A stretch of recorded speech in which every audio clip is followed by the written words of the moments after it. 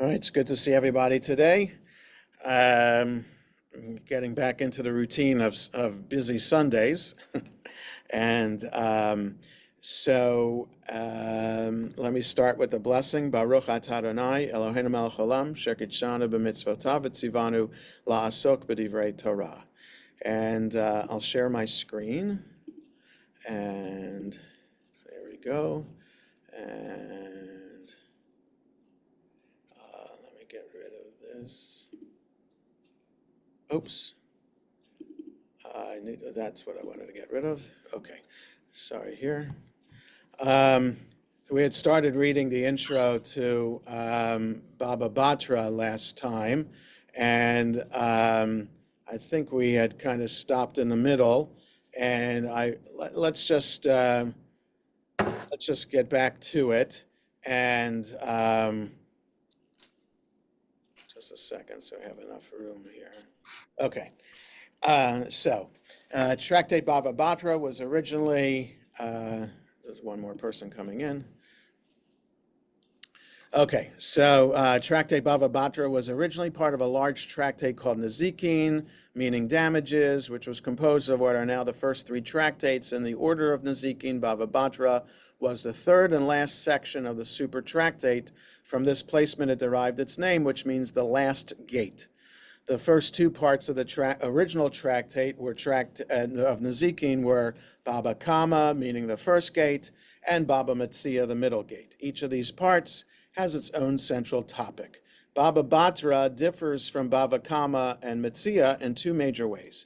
These first two parts examine laws that, at least in part, relate to prohibitions, whereas Baba Batra is primarily occupied with civil law, including the laws of contracts, property, and estates.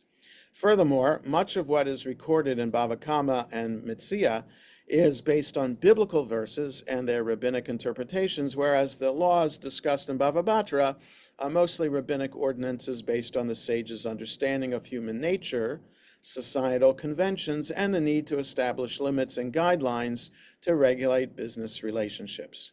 Okay, so in other words, Bava Batra is mainly dealing with laws that the rabbis derive to help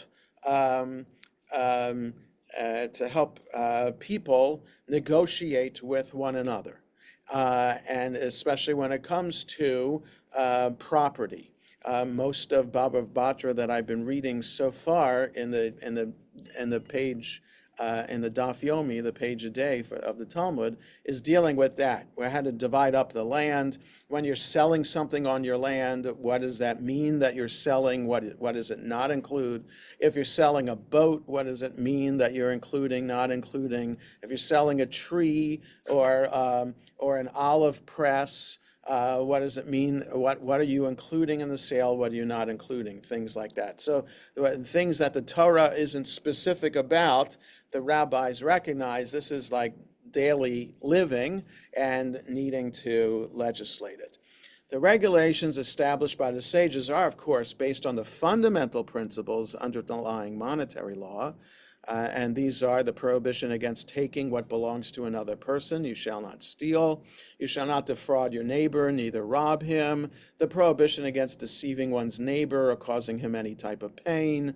You shall not deal falsely, neither lie one to another. You shall not exploit one another, and the principles that guide all of the sages' enactments. And you shall do that which is right and good in the sight of the Lord. You shall put the evil away from the midst of you. Okay, so these are general principles about being good and not stealing and not lying. Okay, so how does that apply to selling a boat or selling land? So it means, how do we express being honest in those specific kinds of transactions? By themselves, these principles do not create a basis for organizing economic and social life. The sages therefore instituted a system of rules on the basis of which the practical solutions to real-life problems can be established.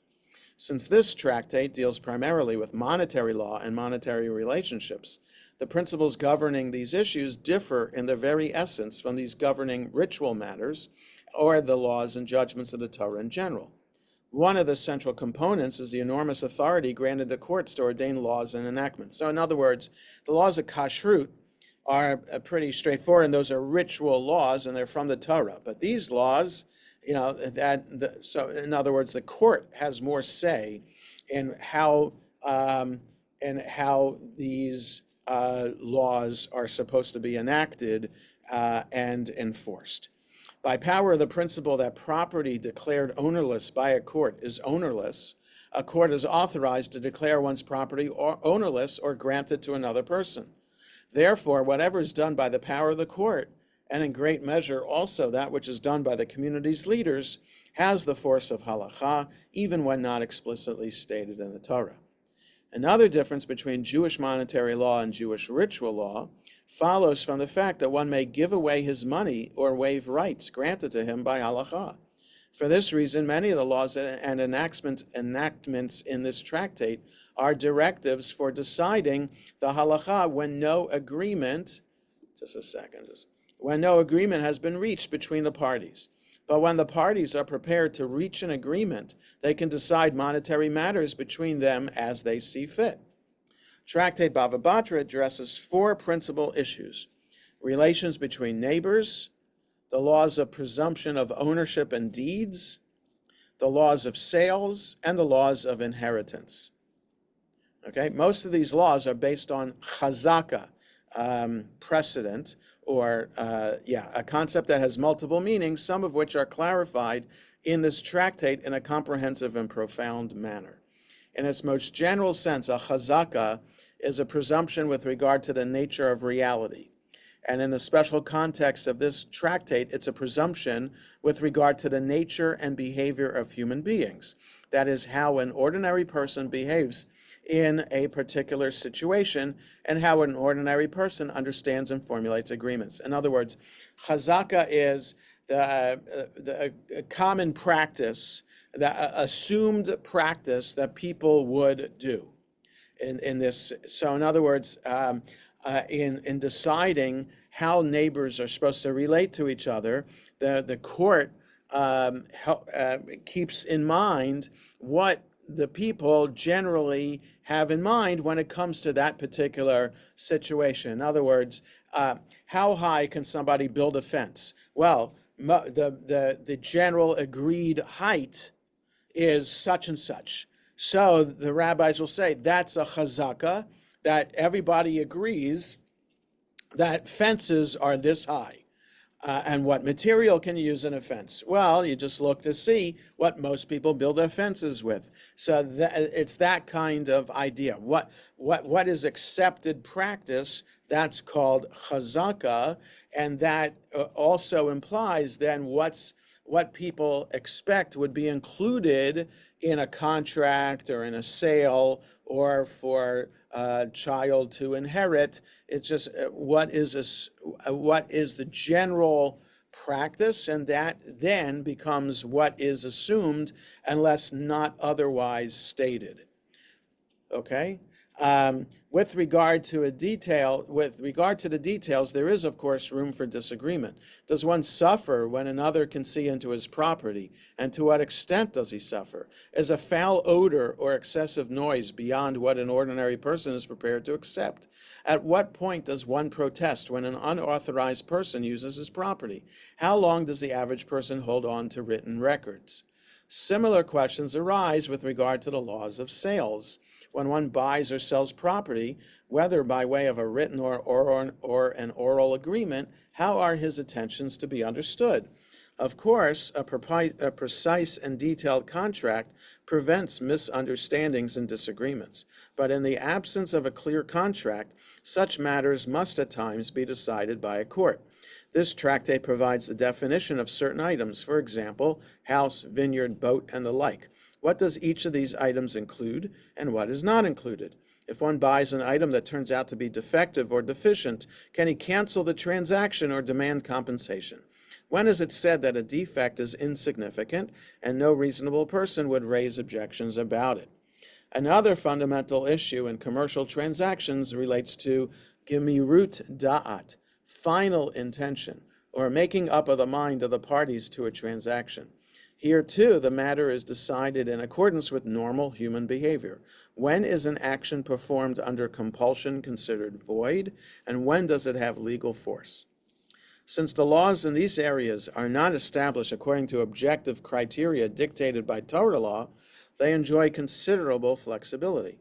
Much depends on regional custom and the manner in which the people of a particular place conduct their affairs. The principle that everything is in accordance with the regional custom is important with regard to these laws because general agreement can establish the law in a particular place, whether it was reached through a formal decision of the local residents or expresses the general consensus without any explicit decision ever having been reached. Similarly, many of the matters discussed in this tractate are decided in practice in accordance with the discretion of the judges who must take into account the circumstances of the time and place and the particular parties. Okay, so in other words, let's say a court is in one town, but the incident that's being judged in the court takes place in another town. That other town could have different customs and accepted ideas than the town in which the court is found. So the court has to keep in mind where the people are coming from and where the case took place so that they can reach a fair decision. The laws of inheritance differ slightly from the rest of the topics discussed in the tractate because they are based on what is written in the Torah, and for this reason they do not depend solely on the intentions of the deceased and the heir. While the laws of inheritance are by Torah law and are not subject to change, they can be circumvented in various ways. For example, through a deed of gift or through a deathbed declaration. The requirement that the marriage contract to a widow or a divorcee be paid and the complex conditions attached to it with regard to providing for the needs of the widow and those of the sons and daughters of the deceased create an additional factor that must be addressed. Some of the discussions in the tractate come to resolve the problems, and occasionally the contradictions stemming from this additional consideration. The printed editions of Tractate Bava Batra are longer than any other tractate in the Babylonian Talmud because most of the commentary to the tractate was written not by Rashi, whose writing is a shining example of brevity, but by his grandson and disciple Rabbeinu Shmuel ben Meir, the Rashbam, whose detailed and expansive style lies somewhere between that of Rashi and that of the Tosafot. So in other words, the pages are longer. No, I would say the commentary is longer on the page, so that therefore the text of the page itself is shorter. So we have found that those doing the page a day have seen how short the pages are. And let me just show you. So there could be a page like this. You see the text is this much in the middle, and Rashi is over here, but it's not Rashi, it's his grandson, the Rashbam. So that's why, so it's interesting why Rashi didn't write it. Like what happened? Why did his grandson have to write it? So that could be a different question about Rashi's life and what he wrote. Tractate Bava Batra is composed of 10 chapters, the first 5 of which are printed in the present volume, right? This is part 1. While issues occasionally extend from one chapter to another, in general, each chapter deals with a particular and well-defined set of problems. Chapter 1 addresses the laws governing the division of jointly owned property, especially land. Chapter 2 delineates the actions one may not perform on his own property when they involve causing damage to his neighbor or to the public. Chapter 3 discusses the laws of presumptive status and proof of ownership, especially with regard to land. Chapter 4 explores sale agreements concerning land, houses, courtyards, fields, and cities. Chapter 5 deals with various aspects of the sale of movable property, ordinary sale agreements, leasing contracts, and appropriate business practices. Bava Batra also contains sections of Agadah, that is folklore, There are some bizarre, those who have been doing the Daf Yomi, remember some bizarre midrash that has been in Bava Batra so far, that are, and this folklore is connected to issues mentioned in the tractate. They are found primarily in the first and the fifth chapters.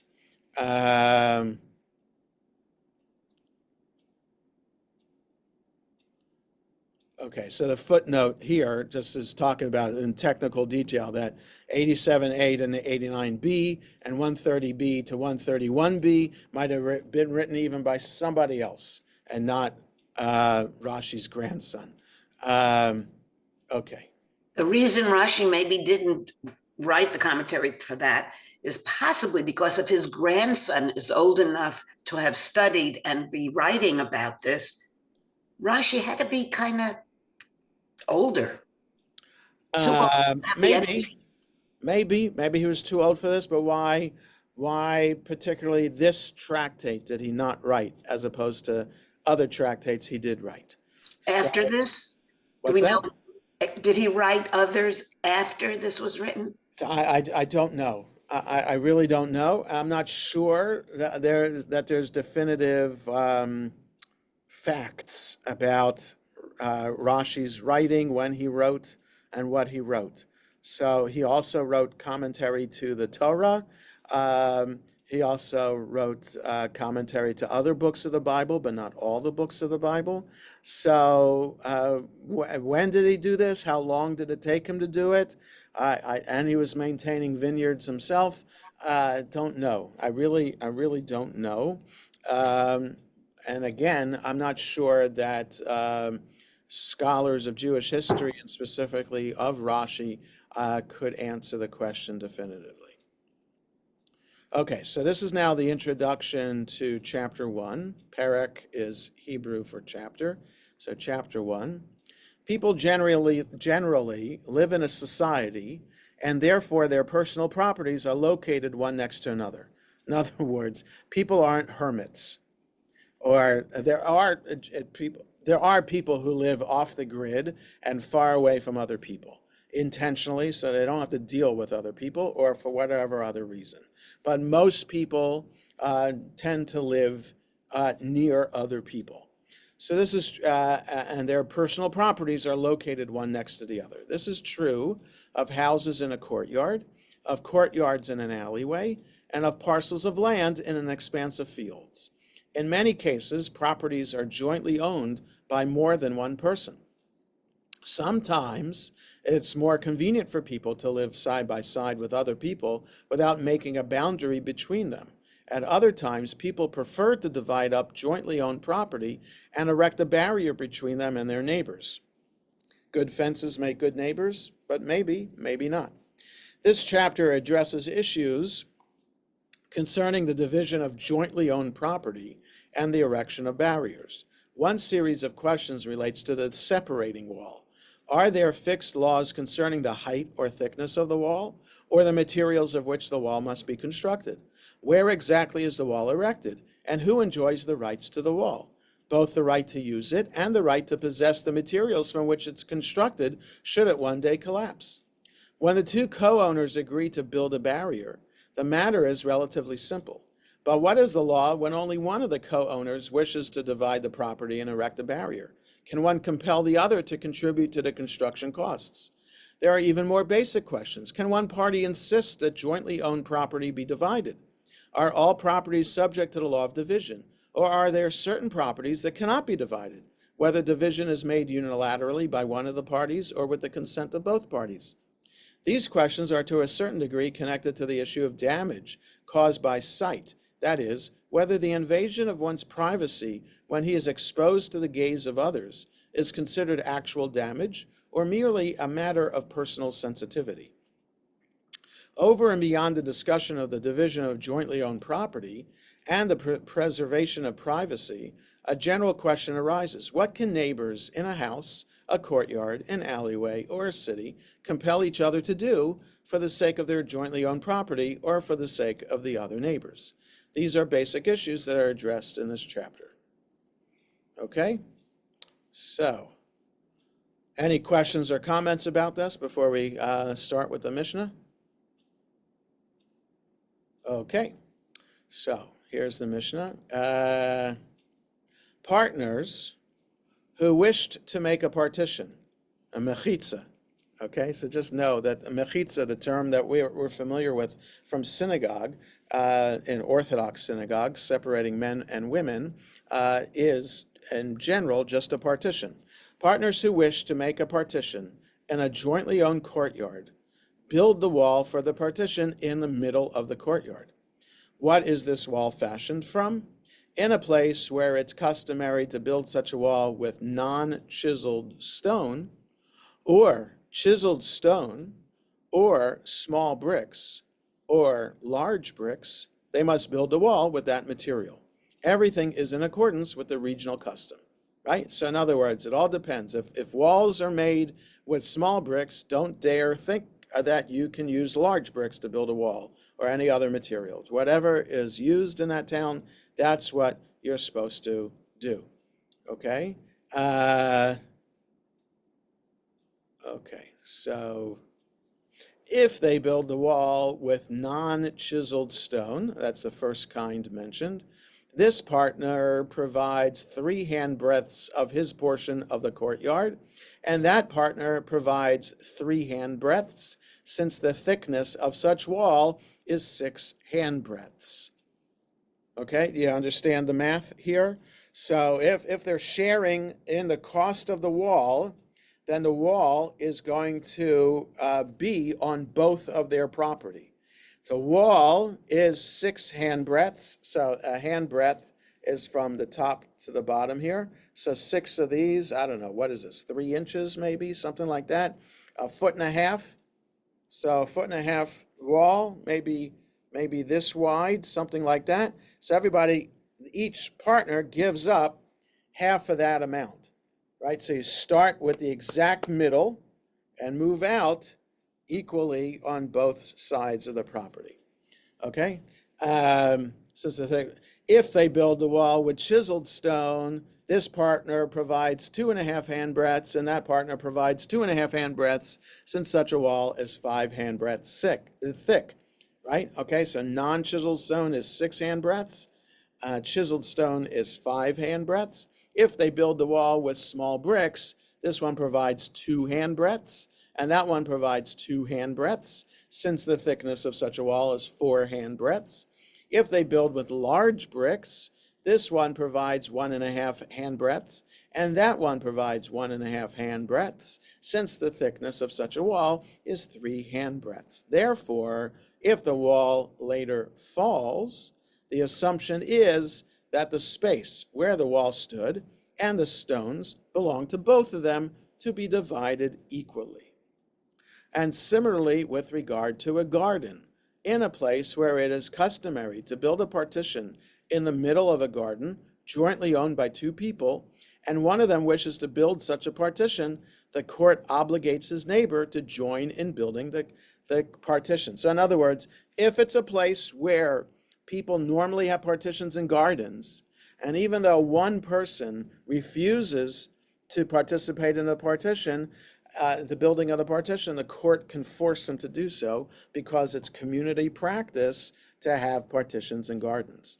But with regard to an expanse of fields, in a place where it's customary not to build a partition between 2 people's fields, and one person wishes to build a partition between his field and that of his neighbor, the court does not obligate his neighbor to build such a partition. Okay? And so there's just a little bit more Mishnah before we see all the other material along the side and the bottom.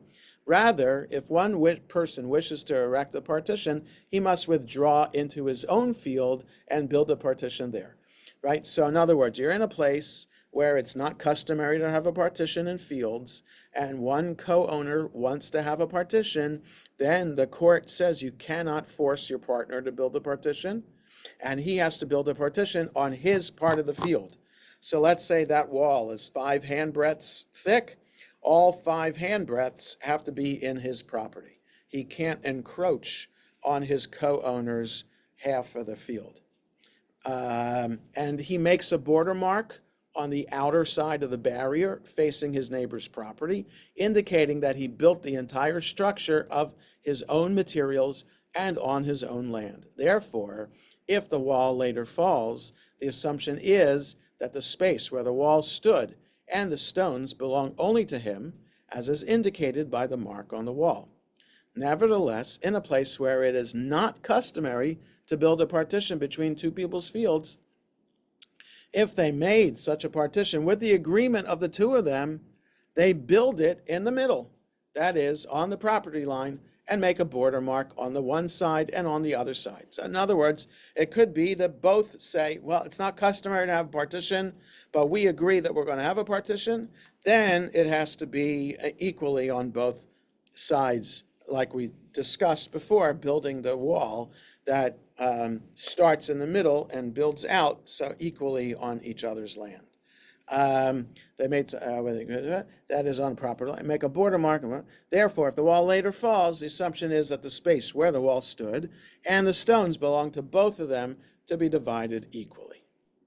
I don't understand why they have to make a line that shows the border line. Doesn't the fence show it? Well, it's just to prove later. Who knows? Maybe the land is sold and people forgot who had what and who owned what and who built the wall. So if the wall falls down, later owners could say, well, that wall was on both of our properties, and some of that material belongs to me. And so this would prove the demarcation, the borderline would prove that all of it belonged to the one owner of that half of the field. Okay, so now there's some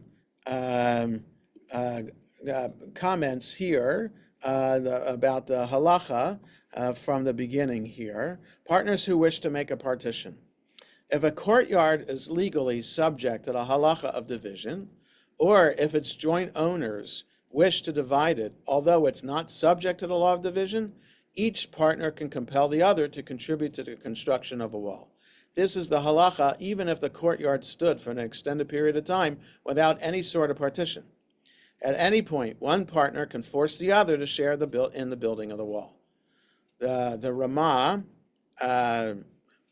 one commentator, writes that even if the local custom is to not make a partition, or if one of the two partners claims that the other waived his privacy rights or sold them to him, the partner about whom it is claimed that he waived or sold his rights can still compel the other partner to participate in the building of the wall, unless the other partner can prove that the latter waived his rights. So in other words, later halacha seems to be more stringent about partners being forced to build a wall.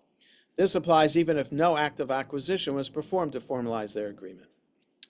Everything is in accordance with the regional custom. Regional custom dictates the thickness of the partition built between neighbors, as well as the materials to be used. If the local custom is to make the partition out of reeds, that is how it should be built, provided the reeds prevent people from seeing through the barrier. The Ramah, citing the Mordechai, writes that regional custom is ignored if it tolerates anything less substantial than a barrier made of reeds. So, I don't know, you can have a barrier of like chicken wire, right? And you see through chicken wire and it's kind of flimsy, but if that's regional custom, these medieval legalists are saying, no, regional custom then it does not apply, and it has to be something more substantial. This partner provides. If the partners build a partition with non-chiseled stone, each must provide 3 handbreadths of his portion of the courtyard. If chiseled stone is used, they must each provide 2.5 handbreadths. For small bricks, 2 handbreadths, and for large bricks, 1.5 handbreadths. These measures include the mortar and lime on the 2 sides of the wall. This is all in accordance with local custom. The costs are shared equally, even when one person's area is larger than that of the other person. Jonah? Yes. I'm sorry, but they're talking about partners. Yes. Does this mean this space, the courtyard and the house was bought simultaneously? Could one person not have moved out previously and another one moved in? Why are they partners? Yes, yes, I think that both, all those situations are true. That they're So, in other words, two partners could have gone in together at the same moment to agree to buy this particular land or courtyard or garden, or one could have had, um, be a new tenant, right, it could be a right, new owner. like he needs the partner because he's running out of money, and he just needs someone to I don't know, to pay off a loan. I don't know. However, partners could come, but it could be later. It could be like the heir. One partner is still alive, and the heir of the other partner takes over. So, yeah, the partnerships could be all kinds of partnerships.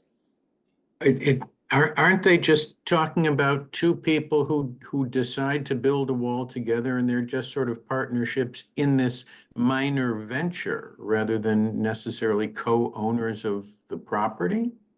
I don't think so. Oh. I think the Mishnah implies that they own the land or the garden or the field or the courtyard, whatever it is, and Mhm. one partner decides, hey, I think we need a wall. Oh, okay. So this is the situation then. What the Mishnah is discussing is, can you compel the other partner to go along with it or not? And if so, then where is the wall built? And if the other partner doesn't want to, and the court says he doesn't have to, then where is the wall built? Okay?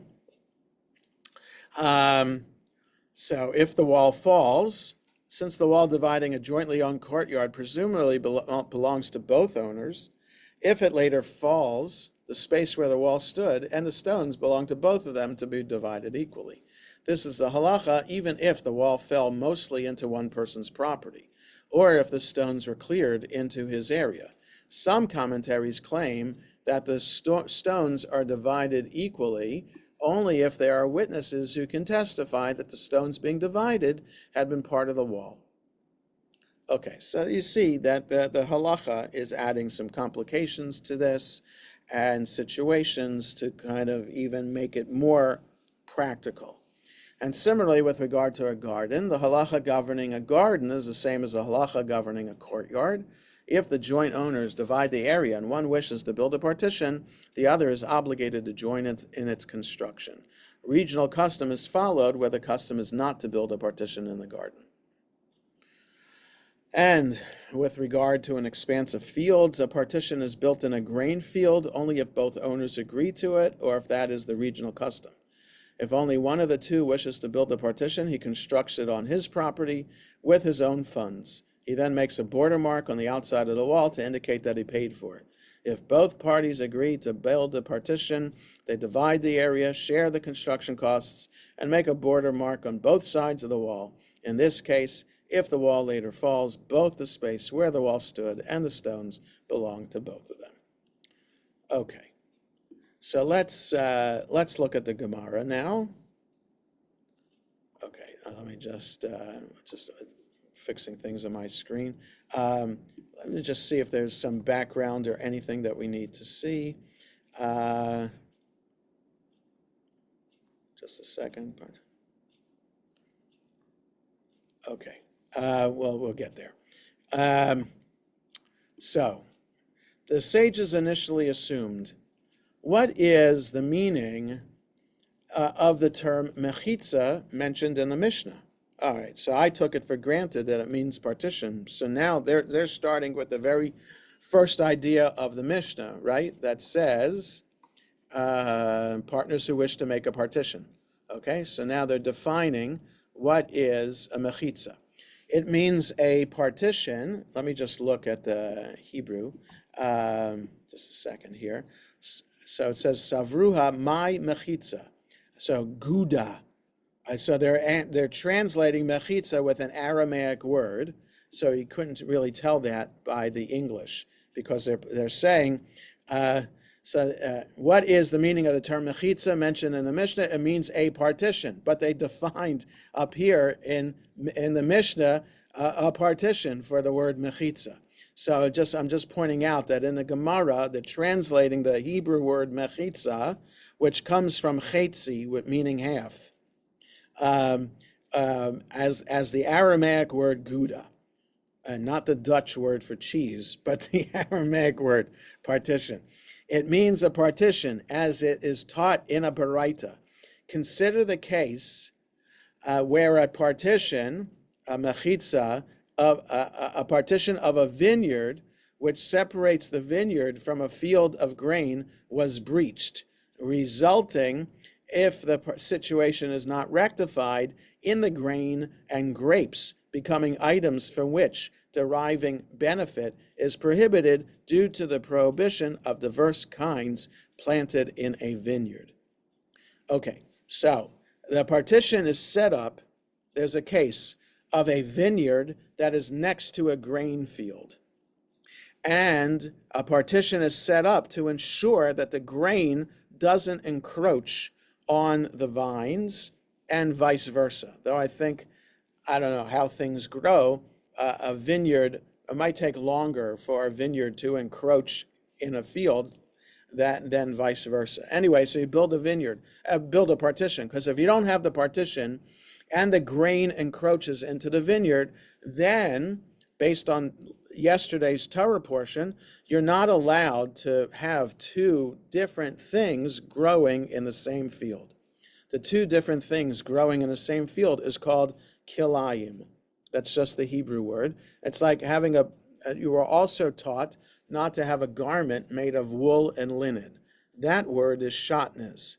So a garment that is shatnez is a garment that is made with wool and linen together. So they can't be made together. Why? Because God said so. There's no other reason given in the Torah. Also, the mixture of two different kinds of things growing in the same field is also prohibited. Why? Because God said so. So because of that, the rabbis are very careful to ensure that farmers do not grow two different things in a field. Now, there is a possibility that, if you have an orchard, you could use the land in between trees to grow something. That, the rabbis say, is permitted. Like, let's say you have an orchard of apple trees or an orchard of orange trees, whatever it is, and you might want to grow cucumbers or, I don't know, pineapples or something like that. You're allowed to, you may be allowed to do that, but the rabbis would have to determine what the Torah was talking about when it comes to the mixture of two kinds in the same tract of land. I think they interpret the Torah to mean the same row. So if you have a row of lettuce, you cannot put lettuce and cucumber and tomatoes all in the same row. That you're not allowed to do. But the question is, if you have a vineyard, could you have things growing under the grapevines or not? Can you have grain encroach into the vineyard? So they're saying here, no, you can't, and you can't allow the grain to encroach. So consider the case where a partition of a vineyard, which separates the vineyard from a field of grain, was breached, resulting, if the situation is not rectified, in the grain and grapes becoming items from which deriving benefit is prohibited due to the prohibition of diverse kinds planted in a vineyard. The owner of the field of grain may say to the owner of the vineyard, build a partition between the vineyard and the field of grain. If the owner of the vineyard did so, and the partition was breached again, the owner of the field of grain may say to him again, build a partition. So it's interesting. Why does the owner of the vineyard have to build the partition? Why doesn't the owner of the grain have to build the partition? If the owner of the vineyard neglected to make the necessary repairs and did not properly build a partition between the fields, the grain and grapes are rendered forbidden due to the prohibition of diverse kinds planted in a vineyard, and he is liable for the monetary loss. He must compensate the owner of the grain for the damage suffered, as it's the vineyard owner's fault that deriving benefit from the grain is now prohibited. He had to build the wall. He didn't build the wall, and then the grain encroached, and therefore both the grain and the grapes are prohibited from use because it violated Torah law, and the owner of the vineyard has to pay back the owner of the grain for monetary loss of grain that could not be sold or used in any way. Okay? So, okay, so here's the note, build a partition. Back to, yes, go ahead, Bess. I don't want, but the grain can't be given to animals as feed? I'm not sure. I'm not sure. Throw If they're out Jewish food. animals, if they're Jewish-owned animals, I'm not sure that they're allowed. But I don't know, and we'll see if the Gemara gets into that, but I don't think so. We'd have to look at the other section in the Mishnah that talks about kilayim and whether the produce could be fed to animals or not. So a hybrid fruit in Jewish law would be prohibited? No, because nectarines are okay. And other kinds of hybrid fruit like that are permitted, and I don't know why. Because it seems, according to the law, that it shouldn't be permitted, but the rabbis permit it. And I don't know the intricacy of the law to it, that allows for that to happen. Like, why is grafting of a tree okay? Like the first nectarine tree that, right, there was no such thing as a nectarine tree before, right? You grafted a plum branch onto a peach tree or vice versa, and you got the nectarine. But now there are nectarine trees. So the fact that there are nectarine trees now, I think, is permitted. Is the original graft, however, I don't know, how long ago did nectarines come? Let's say 100 years ago. So 100 years ago, the first nectarine grafted, would that have been permitted? I don't know. But the resultant trees, saplings that could have been produced from that tree, from that graft, the resulting saplings from that graft, are they permitted? Because it's its own tree now, I think that's why. Okay, so maybe the original graft, no, but the resultant trees that come out of it, yes. Like you put a nectarine pit into the ground. Will the nectarine pit grow into a nectarine tree? Assuming it does, then that's permitted. Because it's its own tree, you haven't done anything to it. Okay? Okay, so build a partition. The owner of the vineyard is seen as causing damage to the owner of the grain, even though the prohibition applies equally to the produce of both, because in the absence of a partition, the vineyard owner must remove his vines to a distance of 4 cubits from the boundary between the two properties to work the vineyard. Right? You have to have room on your property so that you're not walking on somebody else's property in order to take care of your property, right? So grapevines might be overspreading. You know, if you can picture a tree, the trunk of the tree could be within your boundary, but the branches could be over. So if you into someone else's property. So if you want to harvest olives or apples or whatever fruit is growing on your tree, you're going to have to encroach on somebody else's land in order to harvest. So the rabbis say you have to plant your trees or your vineyard in such a way that it allows for you to walk on your property only to do the harvesting. So to prevent also the branches from overhanging into your neighbor's property. So the vineyard owner needed to ensure that there was room for him to walk. Furthermore, it's his responsibility to build the partition. Some commentaries explain that the roots of the vine spread toward the grain crop rather than the other way around. So I don't know how that works and whether grain doesn't have much of a root system. It's like right there in the ground, whereas a vineyard, the vine, the roots of the vine could spread out underground. I don't know, but the rabbis would know better because they were farmers themselves and they know about it. So that's why the owner of the vineyard needed to build the partition to protect. Yes, go ahead. You don't need as much space for to plant grain. The roots do not grow far out from where it Okay. is. Okay. All right, I don't know so, if anybody's interested, but I just Googled nectarines. It's not a hybrid.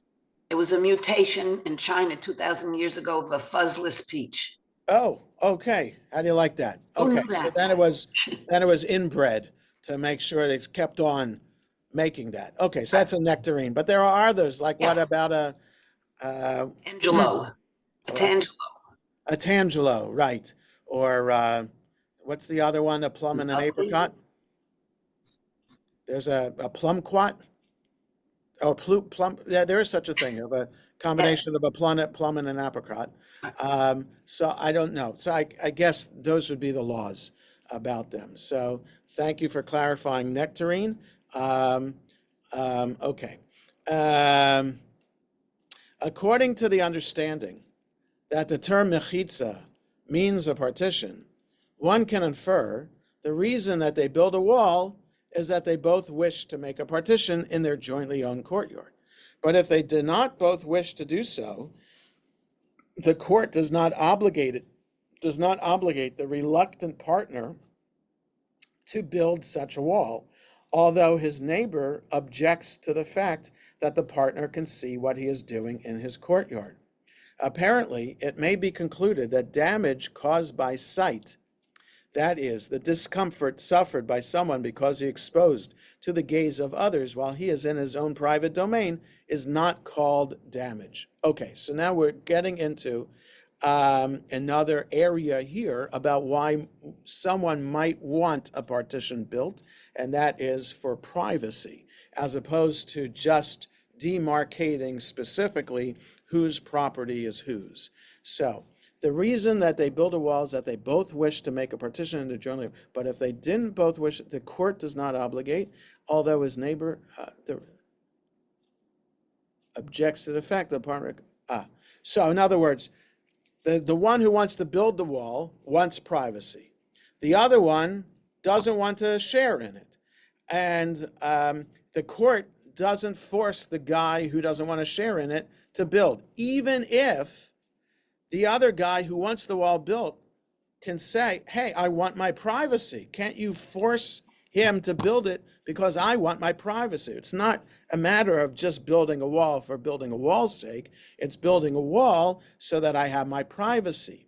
And so privacy now is being added into the mix. This legal term of privacy is added into a mix. And there's supposedly, it may be concluded that damage caused by sight, that is, the discomfort suffered by someone because he's exposed to the gaze of others while he's in his private domain, is not called damage. That in this case, claiming that his privacy, he would have lack of privacy, is not sufficient cause to force someone to go in building a wall. So the Gemara objects to this conclusion, but say that the term mechitza used in the Mishnah means a division, as it is written, and the division of the congregation was, referring to the half of the spoil that belonged to the entire congregation. According to this interpretation, the Mishnah means they wish to divide the jointly owned property. Since they wish to divide the jointly owned property, they build a proper wall in the center, even against the will of one of the partners. Apparently, it may be concluded that damage caused by sight is called damage. So the question is does mechitza mean a partition, or does it mean a division? And so, therefore, if it means a division, then they build a proper wall in the center. And it could be concluded that damage caused by sight is called damage, and therefore they force the reluctant partner to build such a mechitza if it means division. Are we following? Okay, so the Gemara rejects this line of reasoning. If it is so that the term mechitza means a division, the words who wished to make a division are imprecise, as the Tana, the rabbi of the Mishnah, should have said who wished to divide Rather, what is the meaning of the term mechitza, a partition? The Gemara retorts, if so, the words they build the wall are imprecise, as the Tana, the rabbi of the Mishnah, should have said they build it, since the wall and the partition are one and the same. The Gemara responds, had the Tana taught they build it, I would say that a mere partition of pegs would suffice. He therefore teaches us that they build an actual wall, all in accordance with the regional custom. So the language of the Mishnah should determine whether the word mechitza means partition or it means division.